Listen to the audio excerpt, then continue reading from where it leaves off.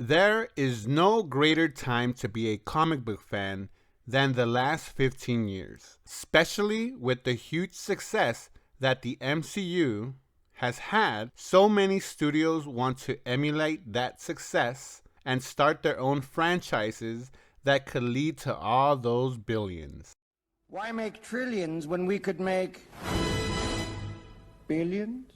When done correctly, it can be a very profitable and a great movie-going experience, and in few cases, a global cultural event that, like Endgame, can unite the masses and bring in that sweet, sweet dollar bills. But when done incorrectly, it can derail projects and put an end to any universes, though it hasn't stopped any studio from trying. There is too much money to be gained, and as fans, we benefit from that. Never as a kid did I imagine that I would be experiencing this type of hype and overload of content as I'm experiencing now.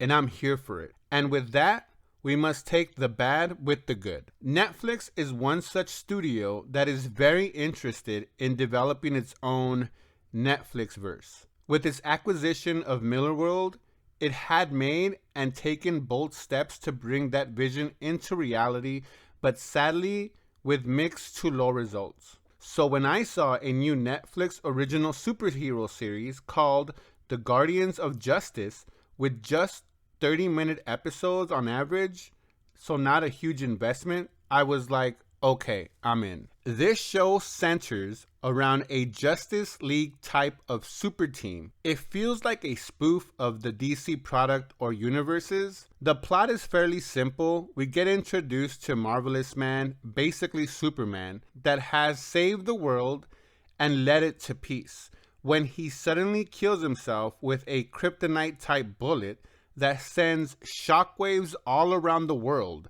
This leads Nighthawk, a Batman-like anti-hero, to investigate the suicide, or was it murder?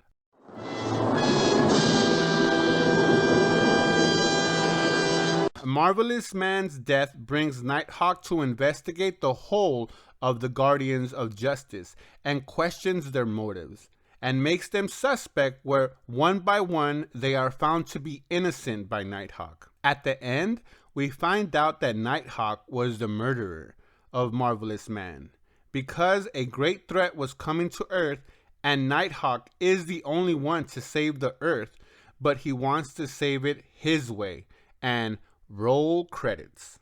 This show was a straight parody of the DC comic brand. I absolutely love the animation, and I kind of wish the whole series was animated instead of a 50-50 split. The animation was unique that it had so many styles, but it worked in this instance because of the unique story being told. The live action part was so bad that it resembled a bad porn parody film. And the production value showed. I've seen porn movies with better production value than this. I mean, I don't watch porn. Anyways, so many DC tropes and comic book tropes that it makes you laugh at how silly they can get in the comics.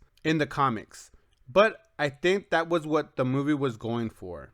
The costumes are so bad and look homemade, and maybe that was by design, but it took me out of the film. Because when they switched to animation, the characters look so dope. And when they switch back to live action, you are like, why not spend a little bit more time and money on the costumes? They get the spirit of the comic book right, as the tales are so wild and far-fetched and over the top, and this film definitely shines in that department. You can tell that the production team knows comic books, and that's appreciated. The ending was weak and predictable. Unless you never read a comic book, you knew that Nighthawk was the villain from episode 1, or at least was involved somehow. When it's revealed that he was the antagonist or villain, I was like, yes, I knew that. Did you think that was clever? And that sucked, because I did enjoy a lot of aspects of this series. But given that it is Netflix, I'm not surprised. Good pacing with good music that helped the movie move along. The acting by the cast was okay, but not as good as it could have been, but maybe again that was by design. But just a little bit more realism could have made this an absolute hit. I am a huge fan of Adi Shankar, and if you haven't gone and seen his indie projects, what are you doing with your life? Do yourself a favor and go check out the Power Rangers short film he was a part of. Mwah! Chef's kiss. For me, this series gets a C plus rating, but those are just my thoughts. I would love to hear your thoughts down in the comments. And like always, that's a wrap.